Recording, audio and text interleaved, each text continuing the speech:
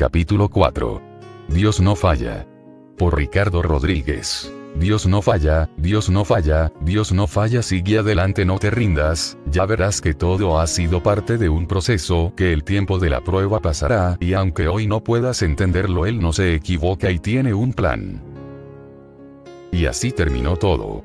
Como una bomba atómica que sin alarma, sin anuncios cayó sobre nuestra casa, destruyendo en segundos todo lo que por años habíamos construido. Aquel sueño de hadas que habíamos estado viviendo, se convirtió en un instante en polvo y cenizas y en una terrible pesadilla. Todo lo que valoraba y de lo cual me sentía orgulloso, se convirtió en la vergüenza más grande de mi vida. ¿Quién era esta mujer que estaba arrodillada delante de mí pidiéndome perdón? No la conocía. Las cosas que me estaba diciendo no podían ser reales, pensaba yo. Mi físico comenzó a cambiar, mi estómago a dar vueltas, me sentí enfermo al oír esas palabras que jamás pensaba escuchar.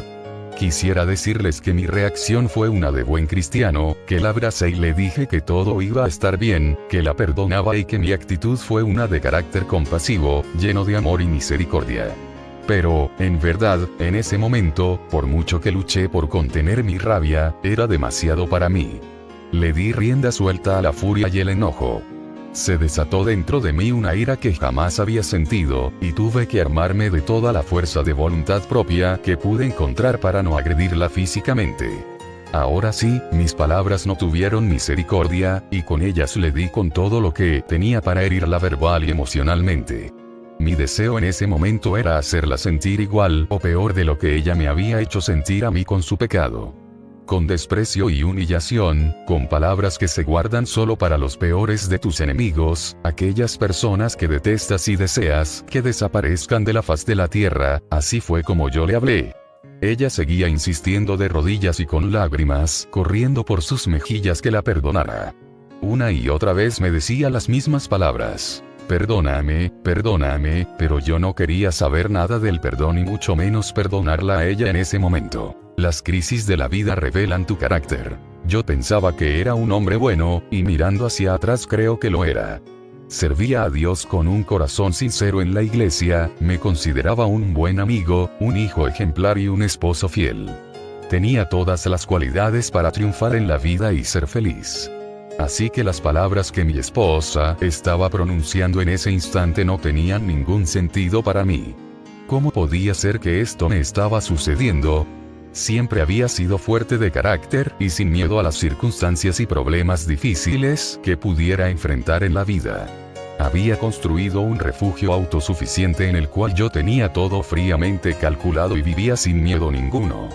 Pensaba saberlas todas y que jamás nadie me pondría de rodillas. Pero los incendios de la vida separan el oro del metal, y me di cuenta en ese momento que yo estaba hecho completamente de lata. Pude ver rápidamente que no tenía control de nada. Ni de las acciones de mi esposa, ni de todas las reacciones de aquellos que pronto se enterarían, y mucho menos de mis propias emociones. Fue triste reconocer que estas mismas emociones que tanto había escondido ahora también estaban expuestas como todo lo demás a mi alrededor, y me estaban traicionando. Aprendí que las crisis de la vida revelan tu carácter. Yo había fingido muy bien el ser un hombre de fe, aquel cuya confianza en Dios no tenía rival y quien estaba dispuesto a enfrentar cualquier tormenta que la vida le enviara sin ningún temor. Siempre daba buenos consejos a mis amigos, reflejando un carácter envidiable y ejemplar. Oh, pero cómo cambia todo cuando te toca a ti caminar por el fuego. D.L. Moody dijo: el carácter es lo que somos en medio de la obscuridad, cuando nadie nos está mirando. Por ejemplo, ¿en qué instante se reflejó el carácter de Daniel? Fue en aquel momento cuando decidió no contaminarse con la comida y el vino del rey aunque le costara su vida. Fue allí cuando estuvo en el foso de los leones, enfrentando la misma muerte y fue librado. En esos momentos decisivos, su verdadero carácter fue revelado. De igual manera, Abraham, Moisés, José, David, Pedro y Pablo, todos estos grandes hombres de Dios, encontraron su lugar en la historia de nuestra fe, porque en los momentos de crisis, cuando fácilmente podían haberlo negado todo, o dar la espalda o simplemente quedarse callados, revelaron su verdadero carácter y dieron testimonio de fidelidad, confianza y fe en un Dios de poder. Tu carácter se revela cuando eres confrontado por situaciones que te llevan más allá de tus límites, de tu capacidad de soportar y comprender. La verdad sobre quién eres se demuestra en las circunstancias imposibles, dolorosas e incomprensibles de la vida. Son los exámenes que te definen y te desenmascaran. ¿Cuál es el carácter que el cristiano debe demostrar? Aquel que aún en medio de la crisis y la tormenta, su fe no disminuye. Aquel cuyo mensaje sigue siendo el mismo, porque lo vive. Aquel que enfrenta cualquier situación sin temor ni duda, con la cabeza en alto, porque no confía en sus propias fuerzas ni capacidades, sino que está parado firme en la roca que es Cristo Jesús. Por eso, si quieres ser una persona de carácter, tienes que alinear tus palabras con tus acciones. Ser elocuente, un excelente cantante, gran maestro o músico talentoso, son algunos de los muchos atributos que, aunque sean buenos, si no hay carácter en la persona, pueden causar muchos problemas en la vida. Nunca debemos de olvidar que todos estos dones son dados por Dios para su gloria, y aunque tengan grandes beneficios personales, si no van a la par con el carácter de Cristo, fácilmente llegamos a ser metal que resuena y címbalo que retiñe. El problema está en que, muchas veces, estos dones nos ponen en posiciones de autoridad aun cuando nuestro carácter está carente de autoridad. Como líderes, nos equivocamos cuando empezamos a creer todo lo que los demás dicen de nosotros poniéndolo así como un hecho. Eres lo máximo, eres indispensable, nadie es tan bueno como tú. Son palabras que nos elevan a una falsa sensación de autoridad e importancia. Entiendo ahora la necesidad de ser procesados con el fin de ponernos al frente del espejo y vernos realmente como somos. Frágiles, débiles y sin aquellas características necesarias para ser usados por Dios. Pues tú dices que eres rico, que te ha ido muy bien y que no necesitas de nada. Pero no te das cuenta de que eres un pobre ciego, desdichado y miserable, y que estás desnudo. Apocalipsis 3:17, Esto mismo había sucedido conmigo. Mi vida había sido una llena de bendición y favor, de aplausos y elogios, pero nunca había sido probado al nivel de lo que estaba experimentando en ese momento. El carácter está compuesto de reacciones y hábitos que durante la vida son desarrollados. Cuando somos confrontados con situaciones que nos sacan de nuestra zona de comodidad, quienes somos genuinamente sale a la luz. Es decir, las crisis de la vida no definen tu carácter, simplemente reflejan lo que ya estaba allí. El carácter del creyente es moldeado diariamente con la ayuda del Espíritu Santo, mirando siempre el ejemplo que Jesús nos dejó. La Biblia dice: mas el fruto del Espíritu es amor, gozo, paz, paciencia, benignidad, bondad, fe, mansedumbre, templanza. Contra tales cosas no hay ley. Gálatas 5, 22, 23, RV 60. Todo se acabó. Me di cuenta esa noche que, sin duda, mi fe tenía límites, que mis fuerzas no eran las que yo aparentaba tener, y mi carácter, definitivamente, no era el de Cristo. Así como Susie fue expuesta y sus faltas salieron a la luz con su confesión, de la misma manera, aunque no lo reconocía en ese momento, yo había sido expuesto como un fraude con mi actitud y mi falta de carácter.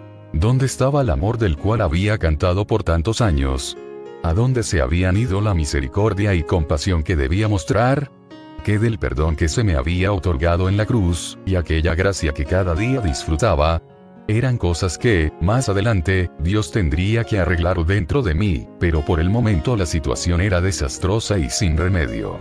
Tomé su cartera y le quité todas las tarjetas de crédito y de cuentas corrientes que teníamos en conjunto, y con ello cualquier dignidad y autoridad que le quedaba. Le dije que me iba de la casa y cuando regresara la quería fuera. Mi mente acelerada y fuera de control no podía con la información recibida, y aunque su madre me suplicaba: por favor, ten misericordia, todo era demasiado para mí, y me fui de la casa. Al regresar unas horas después, el drama continuó. Ella, envuelta en lágrimas, todavía estaba recogiendo algunas de sus pertenencias, que su madre le ayudaba a ponerlas en bolsas, y yo apurándolas sin misericordia. Reflexionando en esa noche años después, me acordé que durante todo ese espectáculo nadie se acercó a mí para decirme: tómalo con calma, no te apresures, mañana será otro día y tu mente estará más clara. Tal vez por lo íntimo y delicado de la situación o por no querer ir en mi contra, ya que la furia que tenía era evidente. Sin embargo, qué bueno hubiera sido escuchar una voz de paz y un sabio consejo de paciencia y medida. Fue una escena tan triste la de aquella noche, que tratar de describirla es prácticamente imposible. Era una mezcla de agonía, furia, vergüenza, humillación y venganza. Había dolor, llanto, enojo, como jamás yo lo había experimentado, y de seguro por quienes lo presenciaron. Susie, agonizando al ver todo lo que su pecado había causado. Yo, bebiéndome el trago amargo de su traición. Y mi suegra y los demás en el medio, sin saber qué decir ni qué hacer. Para mi suegra fue sumamente doloroso, ya que era su hija la que se encontraba en el epicentro de aquella tormenta como culpable, y podía percibir la multitud acumulándose para apedrearla. Se le veía en el rostro el dolor que estaba atravesando y lo mucho que quería, de alguna forma, arreglar la situación. No había manera esa noche de encontrar alivio ni arreglo. Fui cruel e injusto, y me pasé. Fui más allá de lo que ella merecía, sin saber que también ella estaba sufriendo el desprecio profundo de aquellos que le rodeaban y que sabían lo que había sucedido. Quería desquitarme y no ser la víctima.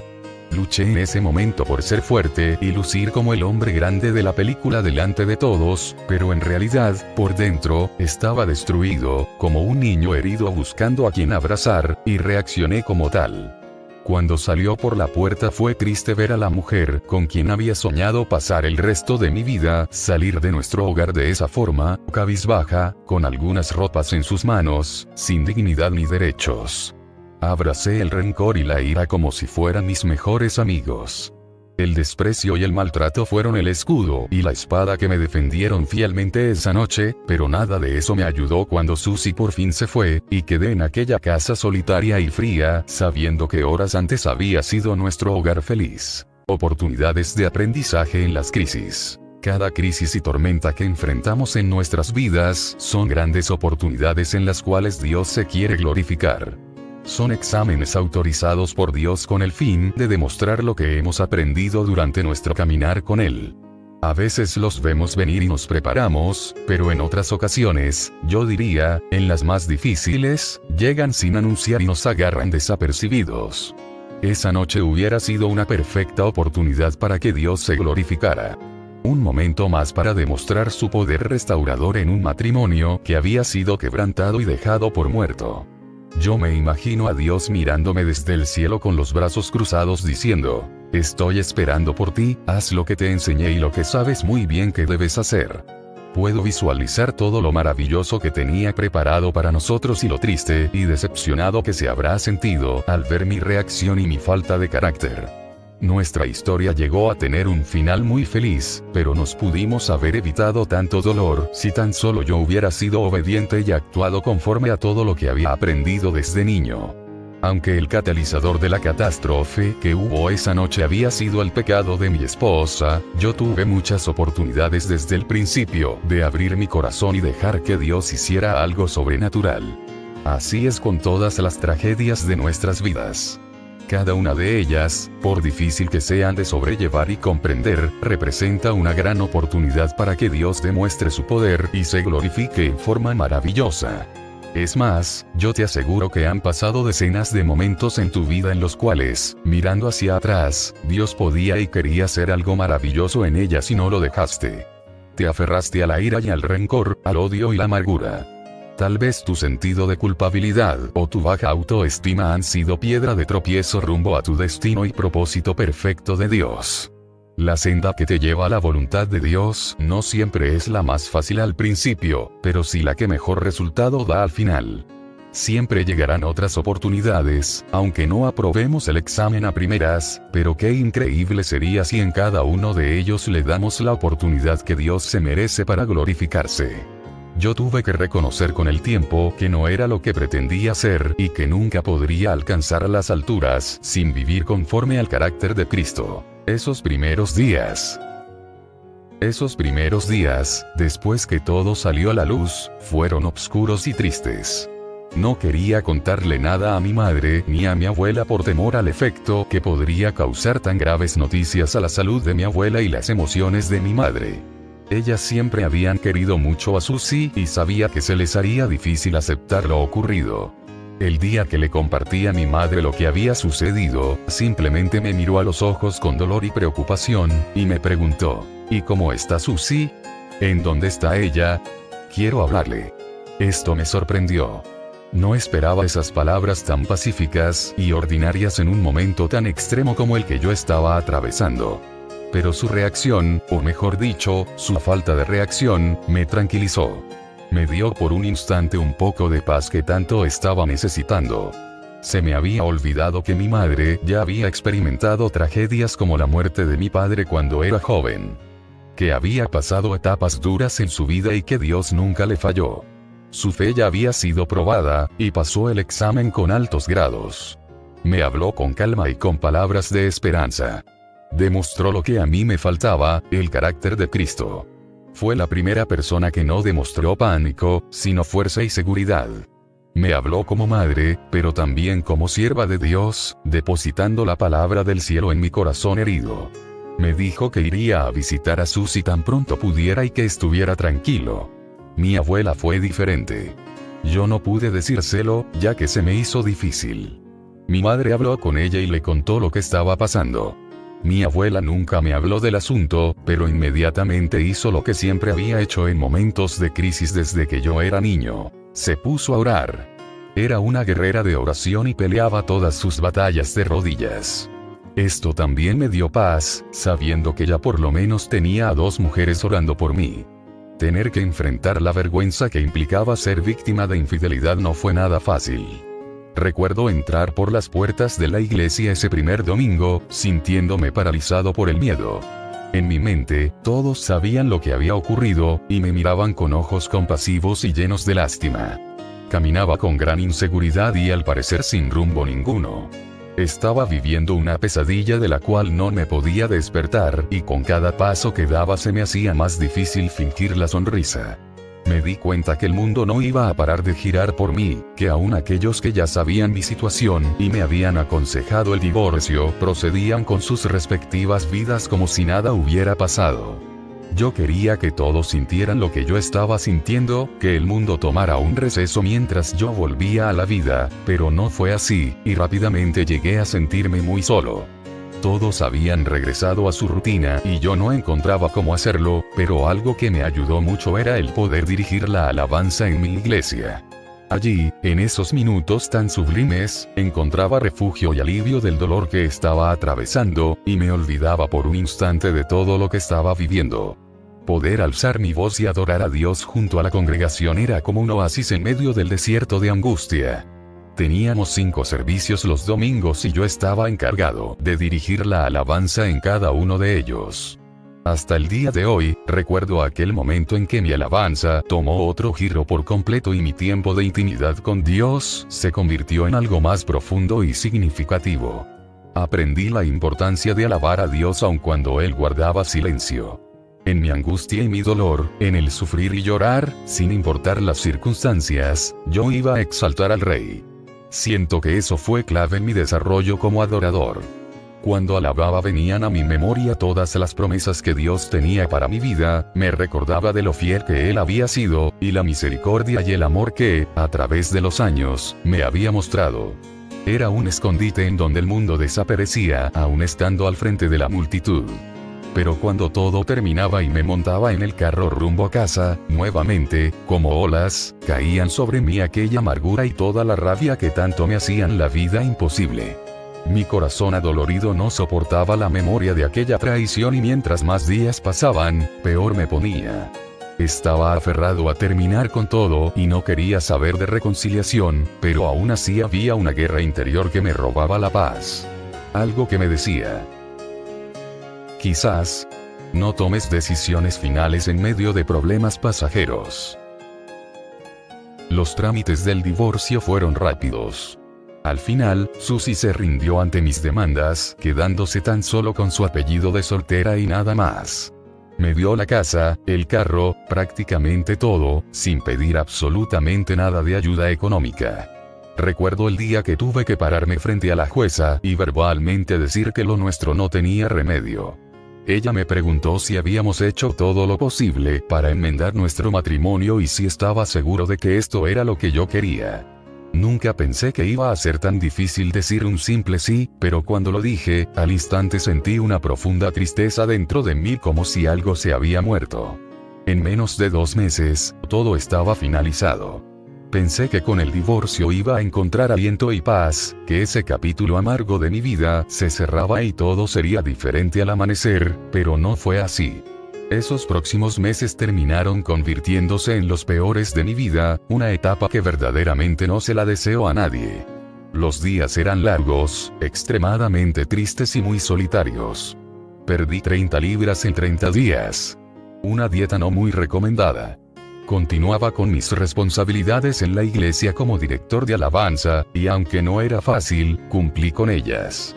Encontré refugio y consuelo en esos momentos de comunión con Dios y sentía su mano sobre mí. Aún así, después de finalizar el divorcio, dentro de ese turbulento mar que era mi vida, yo anhelaba que alguien me tirara un ancla, una palabra de esperanza, alguien que me dijera: no te rindas, todavía se puede, para Dios no hay nada imposible. Un día, mientras atendía la librería, un pastor local llamado Julio Landa, a quien no conocía personalmente, entró y se presentó. Me dijo que mi suegra le había comentado lo que había ocurrido entre Susie y yo, y que había estado orando por nosotros. Me preguntó si tenía algunos minutos para conversar y le dije que sí. Cerré la tienda y comenzamos a platicar. Yo estaba muy escéptico de cualquier desconocido que se acercara en esa etapa de mi vida, pero algo me dio paz cuando comenzó a hablar. Me preguntó si todavía amaba a Susie, si había algún sentimiento positivo en mi corazón hacia ella y si yo creía en milagros. La respuesta para todas esas preguntas era sí, pero con condiciones. Ya habíamos terminado los trámites del divorcio y no veía esperanza ninguna en nuestra reconciliación. Yo personalmente no conocía a nadie que después de un divorcio se había vuelto a casar con la misma persona, pero abrí mi mente y corazón, y lo dejé hablar. Él me dijo: el matrimonio es como un jardín de rosas. Desde el primer día que te casas comienzas a darte cuenta que hay que trabajar la tierra de esa tierna y frágil relación para que el jardín pueda tomar vida. Empiezas a mover las piedras de problemas de carácter, a sacar la hierba mala de poca comunicación, y terminan después de un tiempo de cuidado y atención, contemplando un bello jardín lleno de amor, confianza y comunicación. Un día, como suele suceder, después de haber llegado al punto de poder disfrutar lo que con tanto esfuerzo y sacrificio habían logrado, se levanta un incendio y arrasa con ese bello jardín dejándolo en cenizas. Mi pregunta para ti es esta: ¿cuál sería la mejor opción en esa situación? ¿Dejar lo que ya conoces y lo que por tantos años has trabajado, para buscar un nuevo terreno y comenzar de cero? Yo te propongo esto: aunque se vea solo cenizas y la tierra esté completamente negra por el fuego, aunque no quede ni un solo pétalo de lo que antes era ese bello jardín, siempre será mucho más fácil sembrar en esa tierra ya limpia por manos de amor y paciencia, que tener que buscar un nuevo terreno y enfrentar el arduo trabajo de limpiar lo desconocido. Tú tienes en tus manos el poder de bendecir o maldecir la vida de Susie. Nadie más puede restaurarla al lugar que le corresponde sino tú. Dios la perdonó y su salvación no está en juego, pero solo tú puedes darle la oportunidad de una vez más ser llamada la esposa de Ricardo Rodríguez. Ese poder está en tus manos, y no lo puedes delegar. La decisión es tuya. Esas palabras me impactaron, como un flechazo al corazón. Podría haber esperado un poco más. Debería tal vez haber buscado una mejor consejería y no apresurarme como lo hice. Al escuchar esa analogía no pude más que dudar de mi manera de actuar. Pero, ¿cómo recapacitar después de todo lo que había sucedido? Esa lucha interna todavía persistía dentro de mí. Al reflexionar hoy en día, no me cabe duda de que Dios estaba preparando el terreno de mi corazón para un milagro sobrenatural. Las palabras del pastor Landa fueron directamente enviadas por Dios para suavizar mi duro corazón y sembrar una semilla de esperanza dentro de él. El pastor Landa no me conocía, no tenía ningún interés en mi talento, ni de sacar provecho de mí. Él había llegado con un genuino interés de ayudarme y obedecer a Dios, y así lo hizo. Hoy día puedo decir con seguridad que esa conversación fue clave en la restauración de mi matrimonio. Fue parte del plan divino de Dios, aunque ninguno de los dos nos dimos cuenta en esos momentos. Mi conflicto interno. Es importante reconocer que servimos a un Dios de acción y no de reacción. Servimos a aquel que siempre tiene todo bajo control. El Dios que desde antes de la fundación del mundo había planeado tu vida con lujo de detalles. Recuerda que, aunque te desvíes de su plan y pienses que todo está perdido, aunque la solución del problema no exista y se esfuma toda esperanza, Él ya puso en acción un plan de salvación. Su mundo no es uno de casualidades. Es más, Él es diseñador por excelencia, arquitecto sin comparación, y detallista en sus planes. Siempre existe un plan de contingencia, si tan solo sabes a dónde mirar. En esos días perdí la cuenta de la cantidad de veces que llegaba a casa después de cerrar el negocio sin saber ni cómo. Mi mente y mis emociones constantemente estaban nubladas, todavía vivían en un estado de shock.